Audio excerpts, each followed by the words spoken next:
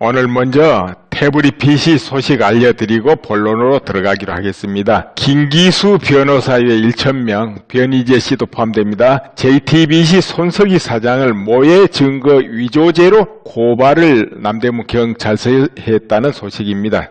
1000여 명이 집단 소송을 한 것 같습니다. 모해 증거 위조죄. 어떤 사람을 모해하기 위해서 증거를 위조했다는 그런 죄 같습니다. 그 제목으로 남대문 경찰서에다가 고발을 했다는 소식이 있고요. 그리고 역시 태블릿 PC입니다.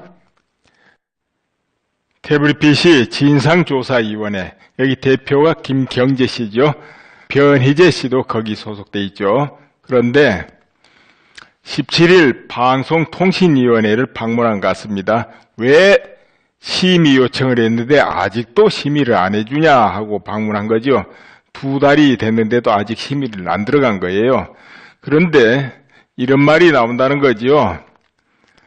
방송통신위원회는 수사권이 없으니까 특검의 수사가 완료된 다음에 심의를 하자, 이런 말이 흘러나온다는 거죠. 그러니까 그것은 안 맞다 이거죠. 지금 수사를 해달라는 게 아니고 그 화면이 조작돼 있으니까 징계를 해달라, 그런 심의 요청이니까 왜 그걸 안 해주냐 이런 거죠. 만약 계속 그러면은 방송통신위원회 위원들을 고발할 예정인가 봅니다. 고발. 네, 그렇게 돼 있고요. 왜 그걸 미루고 있는지 지금 확실치 않습니다만은 현재 종편 재승인 심사가 진행 중입니다. 종편 방송이 3월 31일 날 종료가 돼요. 그렇게 재승인을 받아야 되는데 지금 여러 사람들이 독자 의견을 올려놨을 겁니다. 그 독자 의견에는 이러이러하니까 오보가 있었다, 이러이러하니까 조작이 있었다, 이러이러하니까 그 방송은 폐쇄해달라, 이런 독자 의견이 많이 올라가 있을 것이고, 또 반대로 그 방송이 좋다, 찬성한다, 이렇게 또 올라가 있기도 할 겁니다. 그러면 그것을 보고 또 점수에 반영하는 거예요. 그런데 글쎄 잘하고 있는지 모르겠네요. 재승인 심사가 거기도 정치바람에 휩쓸리고 있지는 않는지 우려가 됩니다. 그렇지 않으면 좋겠죠. 그래서 오늘 엄마부대라는 여성분들이 태극기를 들고 방송통신위원회 현관에 진입해서 거기서 북을 치고 호루라기를 불고 구호를 외치고 뭐 그런 것이 있었습니다. 그리고 또 대표들은 사무실에 진을 치고 항의를 하고 이렇게 시위를 했다고 합니다. 그런데 지금 탄핵 심판 인용이냐 기각이냐 이런 게 이제 전부 좀 눈앞에 다가온 것이거든요. 특히 지금 수사가 진행 중인 곳이 또 특검이고, 이러다가 보니까 특검을 박성현 자유본 대표가 또 4,000명을 모아서 집단소송을 했습니다. 뭐냐? 인권유린, 직권남용 이런 명목으로 한 것 같습니다. 특검 박영수 특검 그분을 이렇게 해서 지금 집단소송이 여기저기 이루어지고 있는 것 같아요. 그런데 앞으로 토요일마다 큰 시위가 열리지 않습니까? 촛불이든 태극기든. 그런데 이제 촛불은 뭐 광화문에서 하는 거고, 태극기 집회는 또 평일날도 좀 해가지고 수천 명 아니면 10,000명 이렇게 평일로 전환하는 겁니다. 많이는 못 모으겠죠. 평일이니까. 그렇게 해가지고 특검이라든 국회의사당 아니면 헌법재판소 앞에 여기서 시위를 하는 것도 좋지 않냐, 이런 생각이 듭니다. 특히 시위하고 그럴 때 구호가 어떨 때는 단체 이름으로도 하지만은 그 단체의 대표라든가 아니면 조금 책임자, 눈에 띄는 사람, 이런 사람 이름으로 구호를 외치는 것도 효과적이다, 내가 그렇게 봅니다. 왜냐하면 단체 이름으로 외치는 것보다 직접 거론을 하면서 외치는 구호는 전달력이 강하거든요. 심리적으로. 엄마 부대가 계속 지금 농성하고 사무실에서 있고 밖에서 구호하고 이제 그러고 있다고 그래요. 그런데 이 시 중에 가장 강력한 시가 뭘까요? 바로 눈앞에서 하는 것이죠. 바로 눈앞에, 입 앞에서 따지고 항의하고 논의하고, 이것이 가장 강력한 겁니다. 그것도 하루보다는 이틀, 이틀보다는 3일, 3일보다는 한 달, 그런 거죠. 강도 면에서. 그러니까 보통 저 멀리서 하는 시위보다는 문 밖에서 하는 게 강력한 것이고, 문 밖에서 10명 하는 것보다는 100명 하는 게 강하고 100명보다는 1000명 하는 게 강한 건 사실이고, 그리고 문 밖보다는 문 안에 사무실 여기가 강한 겁니다. 순서가 그래요. 그래서 단체 이름을 부르고 하는 것보다는 개개인 책임자를 명해가지고 하는 구호가 강한 것이고 그런 거예요. 이런 원리 때문에 한 사람 한 사람이 항의 전화를 한다, 메시지를 날린다, 자료를 보낸다, 이런 자체가 굉장한 효과를 내는 겁니다. 그 단순한 하나는 모래알이지만 그 모래알이 쌓여서 큰 집이 되거든요. 그리고 이 세상은 결국은 끈질긴 사람이 이깁니다. 하루고 이틀이고 1년이고 10년이고 끈질긴 사람은 이길 수가 없어요. 아무리 머리가 좋아도 끈질긴 사람은 못 이깁니다. 물론 전략이 좋고 길이 바르다면 엄청난 효과를 내죠. 그렇다면 이 길이 옳다, 이 길이 맞다, 내가 가야 될 길이다 이렇게 딱 정해졌다면 어떤 조건, 어떤 어려움 다 인정하지도 않고 받아들이지도 않고 무시해버리고 그냥 밀고 나가면 그 사람이 전문가도 되고 성취도 하고 이기는 거죠. 태프리 PC 소식은 또 이 정도 해놓고요. 이 모든 것은 다 백일하에 다 드러날 때가 있습니다. 끼리 이빨을 감출 수 없다. 이런 거 보면 됩니다. 지금부터는 선택하는 거 해볼까 합니다. 여러분은 어디를 선택하겠습니까? 이겁니다. 어느 쪽을 선택하겠습니까? 2017년은 어느 쪽인가 선택해 가야 되는 해다 이거죠. 2017년 그리고 이어지는 2018년 수십 년 무거워왔던 것이 선택의 기로에 섰다. 이제 그렇게 확실히 또 가정하고 해보는 겁니다. 이제는 피할 수 없이 선택해야 된다. 이 시점이다 할 때 어디를 선택하시겠습니까? 이런 기준입니다. 먼저 첫 번째 트럼프 대통령이 취임하고 활발하게 2월, 3월, 4월 이렇게 트럼프식 외교가 전개되기 시작합니다. 이럴 때 트럼프 대통령이 북한의 핵 문제를 가장 심도 있게 다루게 됩니다. 그런데 여기에는 누가 협조를 해야 되느냐 하면 바로 중국입니다. 모든 키는 중국이 가지고 있어요. 왜냐하면 지금 북한이 저만큼 유지되고 고집을 부리고 핵무장을 곧곧 완성한다 해가는 것이 중국의 이면의 지원 없이는 될 수가 없습니다. 완전히 딱 두들겨 막아버리면은 왜 안 되느냐? 김정은의 통치 자금부터 고갈돼 버려요. 독재 국가란 것은 통치 자금이 없으면 유지가 안 됩니다. 주민은 공포로 다스리거든요. 독재 국가는 원래 과거로부터 공포로. 그러나 그 공포를 집행하는 단체가 있습니다. 바로 주변의 충성스러운 이제 신하나 간부들이죠. 이 사람들은 특별하게 특혜를 줘야 돼요. 다른 모든 주민들보다, 시민들보다. 이렇게 해가지고 유지하는 거예요. 그런데 그것이 바로 이름하여 통치자금, 이러는 겁니다. 그 통치자금이 고갈되면 안 된다는 거죠. 김정일 때부터 그 방식은 계속 이어진 겁니다. 그런데 김정은 때 와서 주로 당 간부, 고위 간부를 수백 명 처형했어요. 5년 동안 360명이라든가요. 알려진 것만 해도 그래요. 그렇다 하면 보이지 않고 알려지지 않는 자까지 하면 얼마나 될지 알 수 없습니다. 북한이란 나라는 특수하기 때문에 알 수 없다는 겁니다. 그 고위 간부들 가족까지 일가까지 하면 얼마나 더 많이 처형되고 얼마나 수용소에 더 들어가는지 알 수 없는 거예요. 이것은 대를 위해서 충성하는 그 간부 그룹에 치명적인 위협을 주는 겁니다. 여기에 통치 자금까지 끊어지면은 판이 유지될 수 없게 되는 겁니다. 그래서 트럼프 대통령이 중국을 이제 들었다 놨다 하는 거죠. 카드가 여러 장 있어요. 뭐냐? 중국을 경제적으로 얼마든지 압박할 수 있는 카드를 미국은 가지고 있습니다. 뭐 중국도 있다지만은 채권이 뭐니 그 정도가 아니에요. 미국이 행사할 수 있는 힘은 전 세계의 실제 돈 흐름을 미국이 좌우하고 있는 나라니까요. 헤지펀드가 됐든 뭐가 됐든. 그리고 또 큰 카드가 있습니다. 하나의 중국 해가지고 대만까지 포함하고 모든 기본 외교로 삼고 있습니다. 이것을 바로 트럼프 대통령이 지금 인정 안 한다는 거죠. 왜 하나의 중국이어야 되느냐? 그러니까 대만은 대만 아니냐 이거죠. 이것은 심각한 거지요. 중국 입장에서는. 하나의 중국 하면서 중국 주변 대만하고 연관된 주변같이 전부 중국해다 이렇게 주장하고 나가고 있거든요. 그것도 다 깨지게 됩니다. 심지어는 베트남 앞바다까지 다 우리 영해요 하고 주장하고 있는 것이 중국이에요. 그것이 다른 나라는 중국의 시비를 못 걸어요. 코앞에까지 우리 영해야 이렇게 해도. 그러나 미국은 안 돼 할 수 있는 나라거든요. 이런 상황이 있고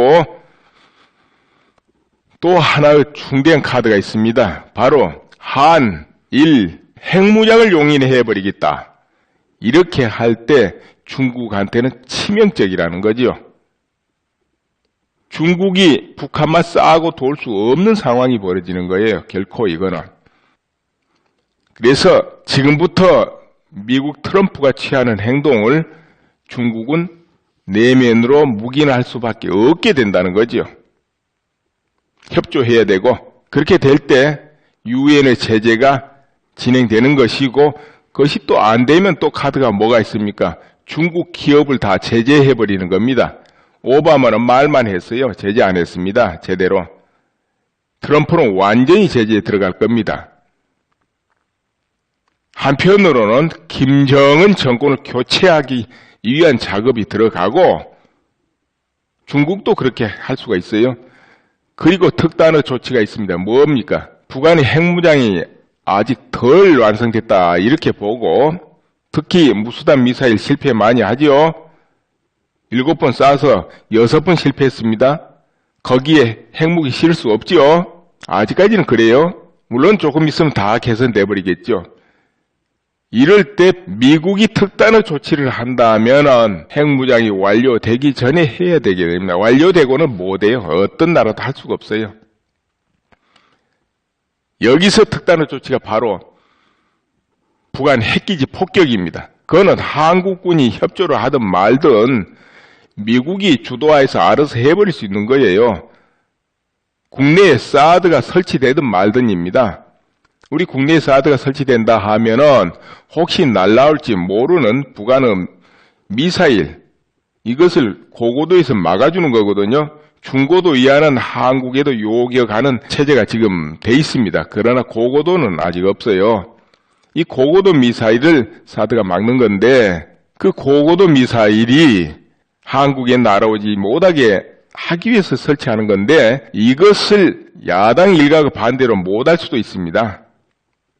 시국이 이러다 보니까 지금 정부에서는 강행하겠다지만은 그러나 설치 안 해도 미국, 일본, 이지스함 이런 데는 고고도 미사일을 방어할 수 있고 또 일본에 있는 기지 이런 기지들에서 다 방어할 수 있는 그런 요격 미사일이 있다 이런 이야기죠. 그렇기 때문에 강행해버릴 수 있습니다. 물론 한국군은 면밀히 다 협조하게 돼 있고 같이 결국 움직이죠. 탁 시작하는 순간에 한미연합사는 전시체제로 전환 안 할 수 없는 거지요. 그럴 때 한미일이 같이 움직이는 거죠. 한미일이. 그렇게 되면은 성공적으로 되게 되면은 북한의 핵이 무력화 되면은 김정은 체제는 어떻게 될 것 같아요? 존속될까요? 존속 못한다고 봅니다. 북한이 붕괴되는 게 아니고 김정은 체제가 바뀐다는 거죠. 또 이럴 때 국내에 불순분자들이 소유를 할 수 있겠습니까? 평상시처럼 해질까요? 어린 반푼도 없습니다. 즉각 체포돼 버립니다. 그냥 늘어터진 민법으로 다스릴 것 같습니까? 그렇지 않습니다. 영장도 없어요. 즉각 체포돼서 끝이에요. 그걸로. 절대 바로 못합니다. 바로 하게 용납할 분위기도 절대 아니고요. 그런 때는. 분위기 움직이는 것은 이런 사태가 만들어지고 나서 움직이는 게 아니고 그 전이라도 그 외라도 우리 국내가 극심한 내용에 휩싸이고 수습이 안 되면 군은 나올 수밖에 없습니다. 그 나올 때는 그 상황에 맞춰서 나오는 거예요. 뭐 법이 어떻고 뭐 어떻고 이게 중요한 게 아니고 정말 극심하면 그때는 거기 맞춰서 대대적으로 등장하는 거죠. 뭐 계엄령이 아니라 그 더한 걸로. 네, 이 부분은 이해해 놓고요. 또 이어서 말씀드립니다. 그렇게 되면은 북한은 부드러운 정부가 들어서게 되고 여기에서 북한은 개방을 하게 됩니다. 북한이 개방해 가지고 중국이 발전하는 그 과정을 밟게 된다 이거예요. 중국이 개방해서 지금 얼마나 발전했습니까? 그런 과정을 밟게 됩니다. 그렇게 되면은 남과 북은 정말 이제 제대로 된 믿음을 형성할 수 있어요. 교류를 하면서. 그렇게 되면 점차점차 평화적으로 남북 통일을 하게 됩니다. 물론 한국에 의해서 북한을 흡수하는 것이 되지요. 되지만은 같이 존중 속에 흡수가 됩니다. 이렇게 되면은. 그러나 이렇게 되면 시간이 조금 흐르는데 이렇지 않고 중간에 북한이 체제가 무정부 상태로 떨어지더라 하더라도 또 붕괴가 된다 하더라도 얼마든지 한국은 수습할 수 있어요. 주변 나라들 협조 속에 중국군과 굳이 대립 안 하면서 협조할 수 있습니다. 어떻게 되느냐? 한국은 쌀 주고 옷 주고 집 고쳐주고 그리고 토지를 무상으로 분배해 주는 거죠.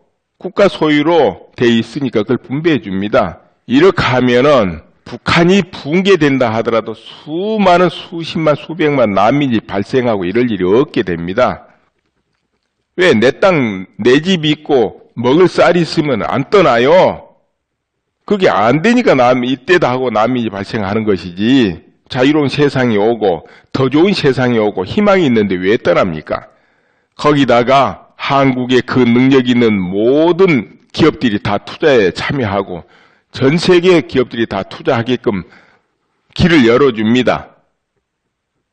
세금을 감면하든지 토지를 빌려주는 조건을 좋게 하든지 이렇게 하면 다 투자돼요. 왜 투자하겠습니까?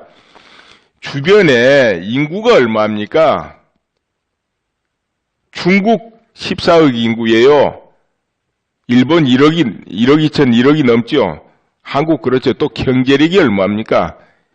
이 중국, 일본, 한국 경제력 거기 사이에 딱 북한이라는 곳이 있어서 거기다가 공장을 세우고 물건을 생산할 때 이점이 얼마나 큽니까? 세계 기업 다 들어오게 돼 있습니다. 거기다 여건 좋게 해주죠. 또 북한 사람들 또 일 잘하게 돼 있습니다. 내 돈 번다 하면은 그런 전 국토가 일자리가 되는 거예요. 도로를 뚫고 전기시설하고 철도 놓고 다리 놓고 공장 짓고 공장 돌아가고 다 일터입니다. 그럼 고급 인력에서부터 그저 단순 노동자까지 어마어마하게 필요해 사람이. 그렇게 되면 한국에서도 숨통이 트여져요. 고급 인력 북한에 들어가게 되고 또 다른 인력도 들어가게 되고 그래서 여러 여건 좋은 점이 한두 가지가 아니게 됩니다. 요즘 결혼 문제도 많이 있지만 남북 결혼하고 그럼 그런 문제도 많이 해결돼요. 이렇게 되는데 윈윈한다 이렇게 하겠죠. 서로. 그러면은 어느 정도 시간이 지나고 나면은 남과 북은 서로 상호 상승이 되면서 크게 발전하고 결국에 가서는 장차는 강하면서도 대단한 선진국으로 지금보다 한 단계 더 도약한 그런 나라가 된다는 거죠. 그때는 정말 모든 면에서 강국이 됩니다. 그 힘은 만주 몽골로 다 뻗어가게 돼 있어요. 자, 이 길이 있습니다. 이 길과 하나의 길은 이거하고 반대입니다. 자, 두 번째입니다. 올해의 이런저런 혼란에 의해서 정권이 교체되는 일이 벌어진다 합시다. 이런 사태가 진정이 안 되고 바로 잡히지 못하고 그런데 북한을 추종하고 북한을 비호하고 북한을 좋아한 세력이 정권을 잡아버린다 할 때 이제 어떤 일이 벌어지겠는가, 이걸 또 말씀드립니다. 예전에 몇 년 전 이때는 그래도 큰 문제가 없었다 할 수 있어요. 그러나 지금은 완전히 꼭두배기까지 차가지고 이제 방향전환을 하는 때이기 때문에 무차별적으로 눈치 보지 않고 절대적인 정책들이 나오게 됩니다. 예전과 달리. 그렇게 되면 이제 기업도, 대기업도 이런저런 이유로 쪼개지고 갈라질 수 있고 변화가 극심해질 수 있습니다. 또 어떤 대학은 없어질 수도 있고 이와 같이 이제 변화가 오고요. 무수한 법들이 또 만들어질 거예요. 어떤 색깔의 법들이냐? 북한을 이익을 주시고 자연스럽게 교류하고 아무튼 북한 비호하는 그런 법들이 이런저런 이유를 붙이면서 무수하게 만들어질 거예요. 당연히 개성공단 열게 되고 아니 그보다 더 여러 개 만들어질 거예요. 거기다가 금강산 연다 이런 건 기본 기초가 되죠. 이런 일이 이제 벌어지죠. 그리고 이런저런 명목으로 수많은 액수 자금이 북한에 제공될 수밖에 없습니다. 합법적으로 제공하게 될 거예요. 그뿐인가요? 국가보안법 이런 거 지금도 거의 사문화지만 완전 폐지됩니다. 폐지될 때 안 될 때는 차이 큽니다. 폐지되고 그리고 오히려 반대법이 만들어질 거예요. 차별금지법 이런 명목으로 하든지 어떻게 하든지 어떤 언어를 사용도 못하게 하고 비방을 못하게 하고 반대를 못하게 하고 얼마든지 할 수 있는 법을 만들어버린다는 거죠. 오히려 성격이 국가보안법 반대가 돼버리는 거죠. 자, 이런 법도 나오게 되고 대외는 어떻게? 대외 미국에서 트럼프가 방위비 올려주시오. 안 올려줍니다. 오히려 작전권 해수 그리고 한미연합사 해체 이래 나가죠. 이제 끈이 끊어지기 시작하는 거예요. 이제 이쯤 되면은 북한의 핵무장 이제 완료가 됩니다. 그러면은 미국은 힘을 못 써요. 핵무장 완료하고 자 평화협정 맺읍시다 하면 거절 못하게 됩니다. 왜? 국내에서 또 평화협정 해야 된다고 옛날에 월남에서 했듯이 수많은 시위 데모 일어나게 돼요. 또 국민들은 어쩔 수 없구나. 북한에 핵무장 했으니까 우리가 뭐 정면으로 싸울 수도 없고 평화해야지. 이 분위기 돌아가게 돼 있어. 실제로 핵무장한 국가하고 싸울 수는 없어요. 어떻게 핵무장한 국가하고 또 싸워집니까? 실제로 어렵습니다. 이렇게 되면 국내 분위기 뻔한 거예요. 이렇게 돼 가지고 평화협정 맺고 미국이 손 뗄 수밖에 없게 될 겁니다. 그렇게 되면 이건 유추 예상이에요. 우리가 생각 그렇게 해보는 거죠. 그렇지 않겠는가 하고. 그러면은 남북연방제가 또 시행된단 말이에요. 남북연방제를 하겠다 하고 선포 들어갈 거예요. 고려연방제 이렇게 하든 어떻게 하든. 이제 차츰 그렇게 되는데 그 전에 또 뭐가 진행되겠습니까? 국군이 무력화 돼요. 지휘관들 다 교체 들어가고 그리고 법 몇 개 만드는 거죠. 동성애도 합법하고 군법도 약화시켜서 민법인지 알 수 없고 이렇게 만들고 거기다가 군은 군기가 시퍼려야 됩니다. 그리고 지휘계통이 분명히 해야 되는데 민주화, 민권, 인권 하면서 명령, 지휘 이것이 제대로 못되게 만들어버리는 거예요. 그렇게 되면 어떻게 됩니까? 상하가 무너지면서 군기가 엉망돼 버리는 거예요. 이 집단이라는 걸 한번 어떤 대세로 분위기가 만들어지면 고칠 수가 없어요. 고치려 하는 사람이 이상하게 돼 버리니까 또 되지도 않고 그러면 나도 뭐 그렇게 이렇게 돌아가는 게 군중심리입니다. 군중심리. 그렇게 되면은 아무리 우수한 무기로 무장하고 있고 훈련이 돼 있다 하더라도 어떤 의미가 있겠습니까? 무너져 버립니다. 그렇다면 왜 이런 진행을 하느냐? 가치가 있는 거죠. 무슨 가치? 남북 통일을 하려는. 그런데 문제는 이 남북 통일이 한국적인 이 자유민주 이런 체제를 그대로 살려서 통일이라기보다는 북한에 맞춰가는 통일이 된다는 거죠. 북한 체제에.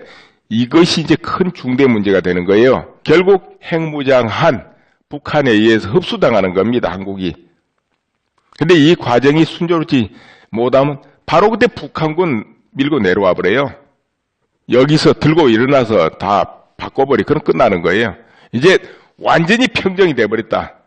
처음에는 그 과정 좀 거치다 평정이 돼버리면은 그때 일어날 일은 상상해 보십시오. 체제 전체가 북한식 체제에 순응하기 시작하는데, 자, 지금 자유로운 한국에서 떵떵거리고 모든 권세를 가지고 있고 권한을 행사하고 결정을 해가는 그런 모든 기득권들이 어떻게 되겠습니까? 모든 재산 다 뺏길 겁니다. 왜? 북한 사람들 다 차지해야 되니까. 군대에서 차지하든 한국에 들어가면 거기 있는 자동차 집 다 너희 재산이다고. 너 거다고. 그렇게 하고 있다고 그래요. 그렇게 알려지고 있어요. 또 그럴 수 있죠. 왜? 매갈이 없고 사기 빠진 군대 사기 살리는 비결이 바로 전리품 나눠준다는 거예요. 과거로부터 수천 년간 해온 방식이에요. 그럼 없던 힘도 벌떡벌떡 일어나요. 다 죽은 사기 다 일어나요. 더구나 승리할 수 있다 싶으면 말할 것도 없어요. 그래서 북한군한테 그런 교육이 이루어지고 있다고 인터넷에 전에 많이 알려졌던 거예요. 그럴 가능성이 굉장히 높습니다. 다 뺐고 또 기득권들 살려두겠습니까? 월남에서 했던 전적도 있고 원래 과거로부터 완전히 평탄해서 한 나라 만들 때는 그 기득권 다 제거하는 게 기본인데 과거 역사가 북한이란 나라가 가만 놔두겠습니까? 다른 나라도 아니고 그 특수한 나라에서 월남에서 이루어졌던 모든 평정작업 그 시나리오가 북한에서 계획했던 그걸 받아가서 했다는 거 아니에요. 옛날에 북한에서 접수요령을 만들어 놓은 거 그거 가지고. 그러면은 뭐 처형되든 아니면 수용소에 들어가서 극심한 노동하고 병에 시달리고 추위에 시달려서 저 세상 가든 어떤 형태로 그렇게 된다 이거죠.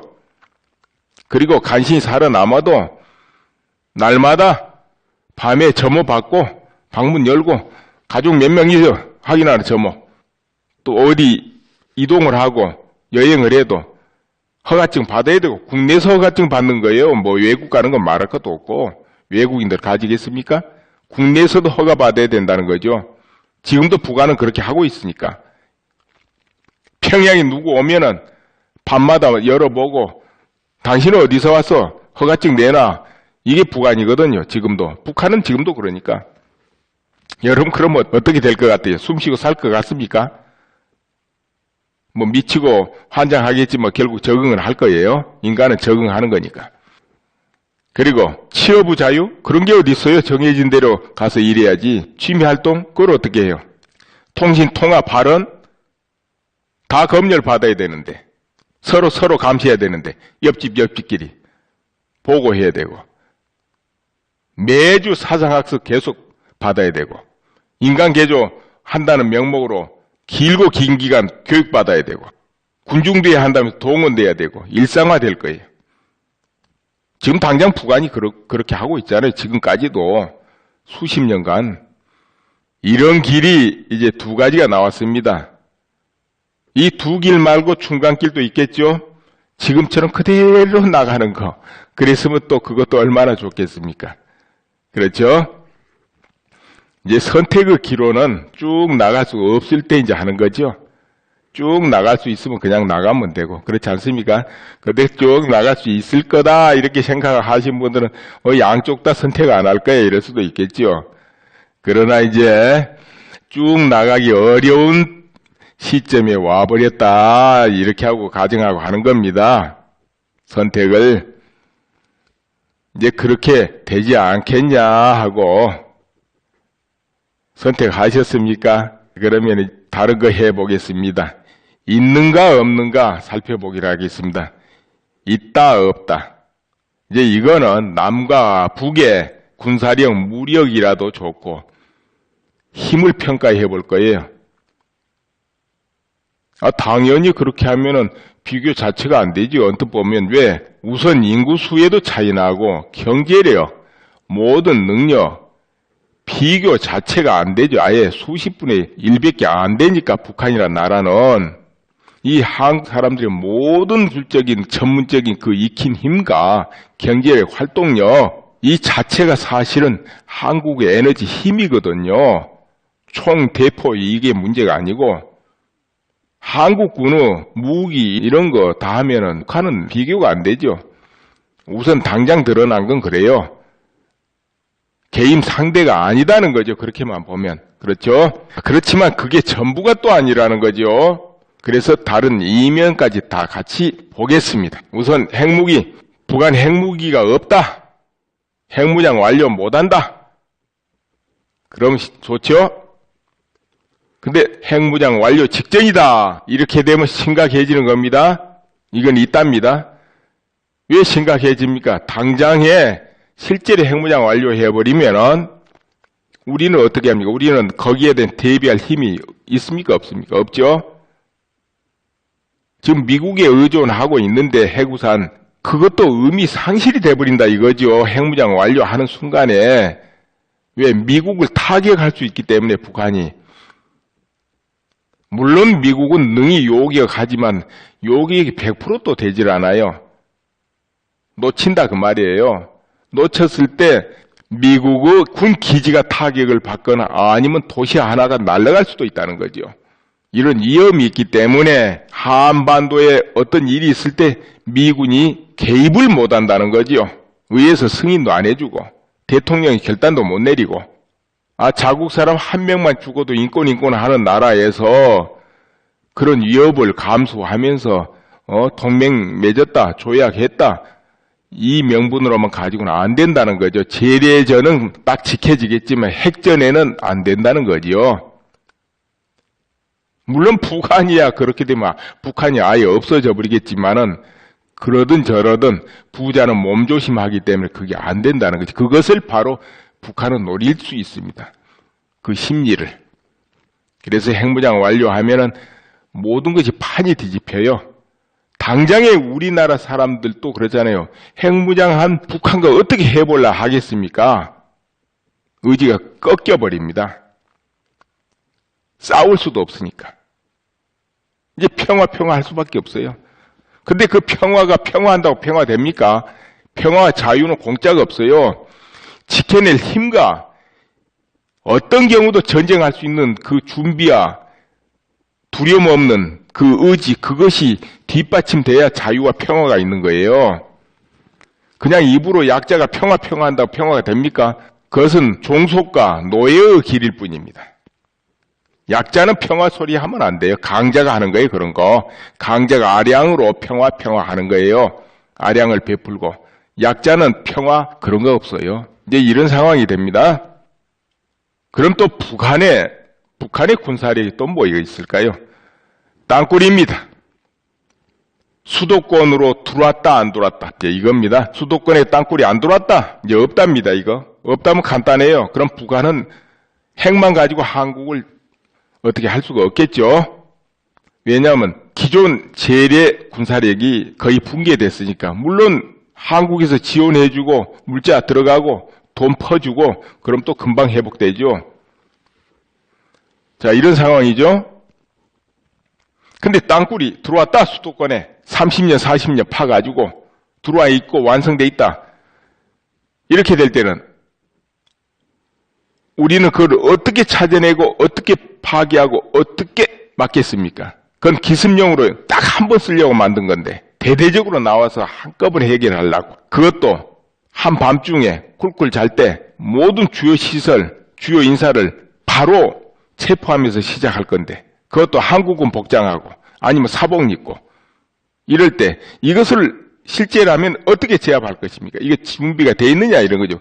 그럼 제압하려고 마음 먹으면 왜 못하겠습니까? 준비하면 그런 방법이 다 있을 것이고 또 찾으려고 하면 현대기술로 국가적으로 대대적으로 찾으면 찾을 수도 있고 파괴하는 방법 얼마든지 있지만은 현실은 그 준비 파괴 찾는 것 전혀 안 돼 있죠. 곧 대비는 안 돼 있다. 이게 이제 치명적이 되는 거예요. 있다면. 없으면 좋고요. 여러분 이제 있다 없다에 이제 결정하는 거예요. 아, 나는 있는 것 같다. 없는 것 같다, 이거. 이제 모르면 정보 찾아봐야죠. 인터넷이 어디에 뒤져가지고 있다는 쪽 주장하고 들여다보고 또 없다는 쪽 주장도 들여다보고 해봐야죠. 그건 누구도 모르니까 안 봤으니까. 땅굴 안에 들어가 본 적 없으니까. 그러니까 지금까지 알려진 수많은 정보를 검색해서 판단하는 수밖에 없을 겁니다. 예, 그렇게 되고. 그 다음에 또 북한한테 큰 무기가 있습니다. 뭐냐? 한국에 수십 년간 심어놓고 키운 북한 비호 세력, 추종 세력. 1, 2년도 아니고 수십 년. 그러니까 간첩으로 양성해놓은 그거 말고 그냥 한국에서 정상적으로 모든 곳곳에 정부 요직이든 국회든 사법부든 기업이든 시민단체든 교육계든 역사계든 예술계든 스포츠계든 그 모든 것이 정상적으로 크고 곳곳에 이제 회가 있죠. 무슨 단체, 무슨 뭐 이와 같이 다 조직이 돼서 그 계를 단체를 다 꼭대기에서 다 장악을 하고 있다. 그것도 우리 국민 속에서 모든 사람은 존경받고 박수 속에 떵떵거리고 있다. 따로 딱 이질적으로 숨어 있고 떨어져 있고 이런 거는 문제가 아니에요. 전체가 우리 국민이고 국민들이 존경하고 믿고 이렇다 이거예요. 이제 이것이 만약에 그 에너지가 북한을 위해서 정말 활동을 하고 있다면 이거는 중대한 문제가 되거든요. 모든 요직을 다 차지하고 물론 그렇게 되려면 수십 년간 이제 커와서 그렇게 돼야 되죠. 자, 있다면 이제 있다고 가정하고 지금 이야기하고 있습니다. 이거. 그러면은 이 힘은 이제 어느 단계에서 딱 완성됐다 하면 탁 드러나죠. 100% 드러나면서 활동하죠. 위장 보수로 숨어 있었던 사람도 활동하고 또 어느 정치인 밑에 이 정치인이 장차 요직에 올라갈 것이다 해가지고 거기 보좌관 비서로 10년, 20년을 충성하고 있다가 믿음을 얻어가지고 탁 최측근이 되는 이런 사람도 있을 것이고 물론 그 간첩이라 하겠죠. 이렇게 해서 곳곳에 다 성장했다 이거예요. 그러면은 이 힘이 극대화돼서 이제 움직이게 되면 어떻게 됩니까? 그것은 모든 계층에 다 포진돼서 동시에 움직이잖아요.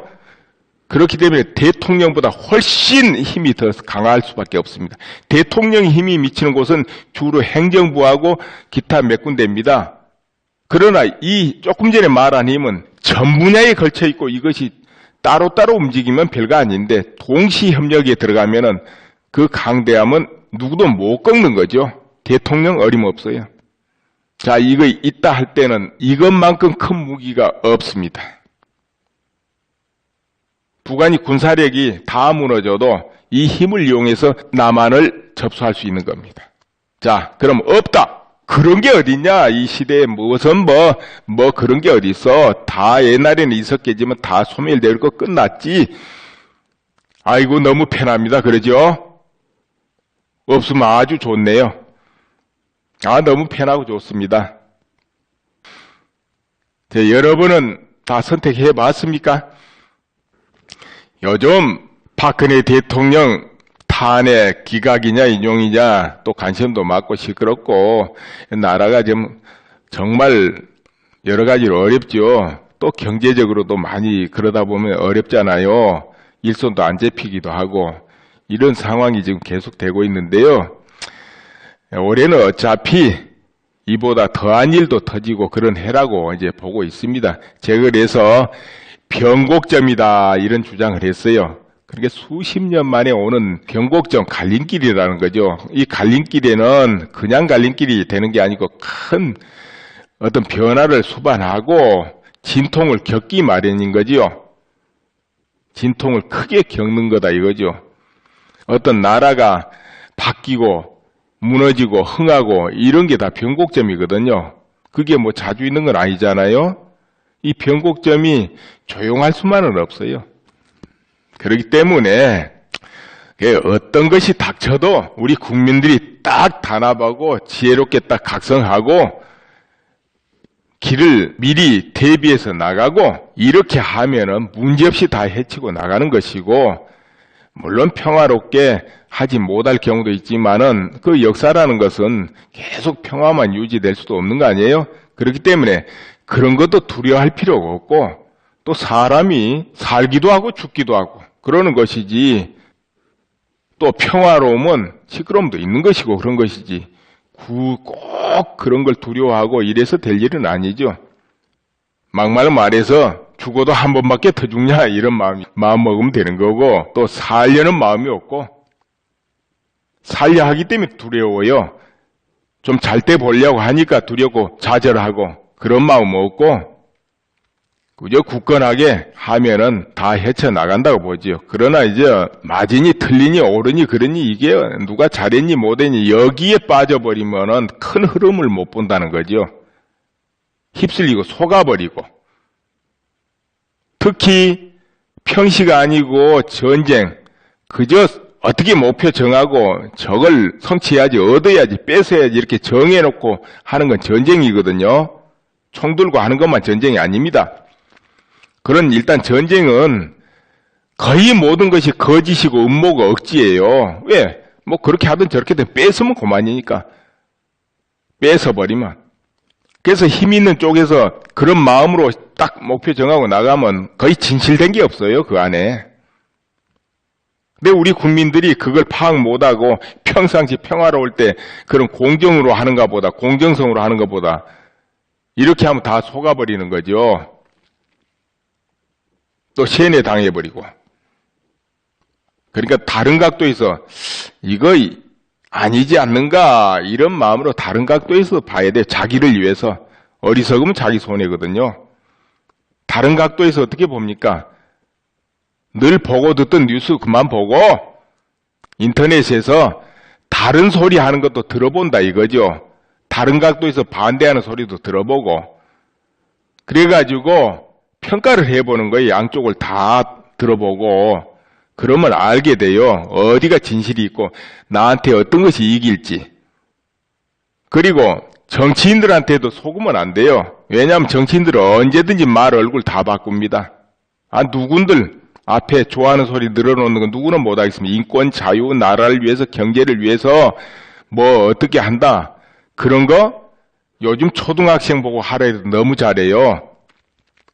초등학생도 요즘 반장선거 하거든요. 너무 잘합니다. 그런데 정치인이야 말에 뭐합니까? 국민이 뭘 좋아하는지 다 알고 있는데, 무슨 말에 반응하는지 다 알고 있고, 그런데 속으면 안 돼요. 그럼 어떤 정치인이 어떤 사람이가 막말로 부관 비호 세력인가 아닌가? 간단해요. 10년, 20년 동안 어떤 사건마다, 어떤 때마다, 어떤 일마다 꼭 크게 일이 터졌을 때 어떤 반응을 하고 어떤 말을 하고 어디에 속여 있는가, 어느 단체에. 어떤 세력과 같이 하는가, 이거 보면 돼요. 어느 쪽에 서는가를 보면 돼요. 북한을 비호하는 쪽에 딱 서주는가, 한국을 보호하는 쪽에 서는가, 이걸 보면 알아요. 큰 사건마다. 예를 들자면 천안함, 뭐 핵, 여러 가지 사건들이 있잖아요. 뭐 금강산 폐쇄, 뭐 개성공단 폐쇄, 사드 설치 반대, 해군기지 건설 반대, 뭐 등등 여러 사건들이 있는데, 그리고 우리나라에 또 역사적인 사건들도 있어요. 무슨 폭동 사건, 뭔 사건, 그것을 보고 해석하는 거, 이런 거 그 10년, 20년 쭉 연결돼서 보면 다 보입니다. 저 사람 실체가 이렇구나 하고 그걸로 봐야 됩니다. 그럼 위장보수도 있지 않냐? 그거 어떻게 가리냐? 그거 얼른 못 가리죠. 당연히 글을 써도 다 보수인 척하고 쓰거든요. 그것도 가려낼 수 있어요. 가만히 쭉 지난날 보면 살짝 진짜 중요할 때 발을 살짝 빼요. 언조가 바뀌고. 그러면 위장보수인 줄 알면 되고, 그래 정치하는 사람도 위장보수는 표납니다. 어떤 사건인데 살짝 왔다 갔다 해요. 3분의 1씩 발을 얹어가지고 중간중간에, 그건 위장보수가 분명해요. 또 평생을 충성했는데 어떤 사람도 평생 충성합니다. 정치인들이 누구 밑에 가서 그거 진짜인가 아닌가 할 수도 있어요. 같은 편이 돼서 막 싸워주는 것 같겠죠. 어쩔 때. 이번에도 이제 그런 거 있었습니다. 박근혜 대통령 편에서 이제 싸우죠. 그런데 딱 정말 결정해야 되고 정말 중대 사태가 일어날 그 시점에 발을 살짝 빼는 거예요. 다르게 결정해버리고. 그 전에는 일반적으로 쫙 같이 움직이다가 딱 중요 시점에 살짝 발을 빼거나 정말 중요 결정할 때 다르게 해본다는 거죠. 이거는 위장으로 들어간 사람이다 이렇게 보면 돼요. 그 나머지 막 좀 대충 이런저런 사건에서 막 앞에 나서서 하는 거 그런 거는 볼 필요 없어요. 그거는. 우리 국민들이 다 현명해지시고 속지 않고 모두 바른 결정을 하시라고 오늘 제가 말씀드렸습니다. 지금까지 제가 여러분한테 말씀드린 것 중에 뭐 믿는 분도 있고 안 믿는 분도 있고 그래요. 그건 기본이에요. 그리고 국내 사태 이런 거 제 나름대로 10년, 20년 오래 관찰하고 살펴왔습니다. 그리고 시험 삼아서 주변에 지인들한테 이렇게 이야기를 해보죠. 그런데 한번 사람은 자기 견해 바뀌면 절대 남이 무슨 말해도 안 들어요. 들어오질 않아요. 안 믿어져요. 절대로. 그 기본이에요. 그래서 제가 이건 이렇다 저건 저렇다 딱딱 찝어서 되도록이면 이야기를 안 하는 이유가 있습니다. 왜냐하면 스스로 판단을 하시라고. 찝어서 이야기하면 믿는 사람이야 시원시원하겠죠. 아이고 시원하다 하고 같으니까. 그러나 믿지 않는 사람은 심리적으로 더 거부 반응 나고 더 안 믿고 저 이상한 사람이래 이래버려요. 역효과가 나버려요 오히려. 그리고 지금 뭐 박근혜 대통령 탄핵이다, 인용이다, 뭐 이러고 있는데요. 기각이다, 이렇게. 그러면은 그런 것도 여러 사람이 참 현실을 알게 하려면은 전부 모두가 생각해보게 해야 된다는 거죠. 그래야 같이 국민들이 힘을 뭉쳐가지고 해결을 하든지 말든지 할 거 아니에요. 바른 자리에 돌려놓든. 뭐 박근혜 대통령 지지하고 아니면 나라를 걱정하는 시민들만 뛰어다니고 나머지는 반대하고 이러면 일이 안 돼요. 모두 한국어를 탄 국민들이니까 그 안에 다 들어와서 같이 움직여야 되는 거예요. 모두 현실을 깨닫고 애국 시민이 돼가지고 그것이 바로 애국 시민운동입니다. 편가르자고 하는 거 아니에요. 이 나라를 부수려는 세력은 빼고 그 나머지는 좌든 우든 전부 힘을 합해야 돼요. 내가 말한 좌우는 그저 성격상 좀 보수 아니면 진보 이런 경우를 말합니다. 내가 말한 좌우는 정말 저 구간을 추종하고 뭐 비호하고 그런 경우를 내가 좌라 그러질 않아요. 그 경우는 그냥 좌우는 조금 서로 이해관계 다르고 좀 견해가 다르고 이런 경우를 말하는 거예요. 그래서 좀 긴 이야기 한 겁니다. 내가 판단하는 게 오라 해버리고 저마다 고집해버리면 이 단결이 안 되죠. 그러나 그걸 좀 내려놓고 이제 양쪽을 보자 이거죠. 결국 우리가 워낙에 북한보다 잘 살고 북한보다 모든 면에서 우월합니다. 몇 가지 뭐 그런 무기 이런 거 빼고. 그러다 보니까 절대 우리는 안전해하고 안심해 이렇게 생각을 해버리게 되면 또 현실이 안 보일 수도 있어요. 그러니까 그 부분도 또 살펴야 돼. 왜냐하면 역사적으로 주변보다 부강하면 다 그렇게 마음을 먹어요. 그런데 그런 나라가 어느 날 갑자기 전쟁이 나서 국토가 유린되고 어느 날 갑자기 망해버린 경우가 많아요. 그건 뭐냐면 대비를 못하고 모든 국민이나 저 왕으로부터 모두 믿지를 않았기 때문에 위기가 다가온다는 걸 들었어도 안 믿어버려요. 그럴 때는. 그럴 리가 없어 설마 하고 이래가지고 대비를 못해서 갑자기 무너진 나라가 많습니다. 꼭 지질이 망해가지고 망하는 것만은 아니에요. 대비를 하면 되는데 대비를 안 해버리는 거예요. 믿으니까. 아무리 귀에다 넣어줘도 안 믿어버려요. 설마 그럴 일이 아니 있습니다. 당장 6.25 때만 해도 봐도 그렇죠. 서울 시민들이 전쟁 나기 전에 피난 갔습니까? 안 갔지요. 전쟁 터지고 저 미아리 고개 대포 소리 나니까 그때 떠났잖아요. 난리가 났잖아요. 그래서 대통령도 그때 피난 가느라고 엉망진창이었고 다 안 믿은 거예요. 그렇게 될지. 그 전에 북한군은 소련이 고문단 파견해가지고 20만을 비밀리에 훈련시켜서 정비하고 모든 무기를 다 제공하고 그 당시에는 최신 무기를 다 제공했어요. 그런데 한국군은 그 당시에 어땠는가요? 미군이 소총 달랑 주고 무기 준 것도 없어요. 제대로 훈련도 시켜주지 않았어요. 미군이 오판을 했죠. 그 당시. 괜히 너무 한국군 튼튼하게 해놓으면 쳐들어가서 전쟁할까 봐서 북한에 오판을 한 거죠. 북한군이 지금 그렇게 하고 있는 거를 모르고. 국내는 그 당시 빨치산들이 활동해서 저 큰 산마다 좌파들이 득실득실하고 소탕전 한다고 군경이 쫓아다니고 그런 시절이에요. 군정하에. 그러함에도 미군 조금 이따 떠나버리잖아요. 이렇게 됐단 말이에요. 그러면은 어딘가 소문이 났을 거예요. 북한군이 쳐들어온다. 그런 거 왜 안 나겠습니까? 그래도 안 믿는다는 거죠. 그 상황에서도 안 믿어버려 사람 설마하고 본능적으로 조금 믿기 싫은 건 안 믿으려고 그래요. 인간은 본능이 좀 위험하고 설마 그럴 일 없을까 해버린다니까요. 그리고 또 떠날 수도 없어요. 떠난다는 게 쉬운 게 아니잖아요. 내 집, 내 땅 두고. 이러다 보니까는 안 믿으려는 심리가 생기는 거예요. 그래서 준비를 못 합니다. 대통령부터 밑에까지 그 심리는 똑같기 때문에.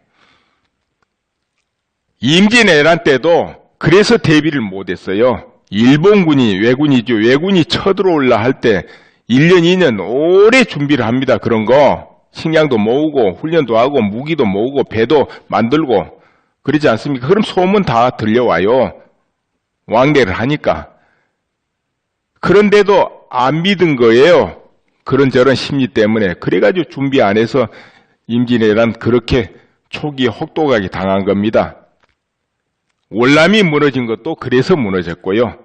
월남이 워낙 월명보다 잘 살았고 모든 면에서 강했기 때문에 내부는 정신이 뭐고 다 썩어버렸지만 이미 내전에 졌고 그래서 무너진 겁니다. 뭐 구치 땅굴 때문에 무너진 거 아니에요. 구치 땅굴은 정말로 전쟁에 큰 역할을 한 건 사실이죠. 그것 때문에 미군, 한국군, 월남군이 베트콩을 제압 못한 건 사실이니까. 그렇지만 근본으로 월남 사람들이 정신이 다 무너져 버려가지고 내전에 져가지고 속아가지고 바로 무너져 버린 겁니다. 그런 애 들으면 한도 없어요. 전 세계 역사에. 네, 오늘은 이 정도만 하겠습니다. 감사합니다.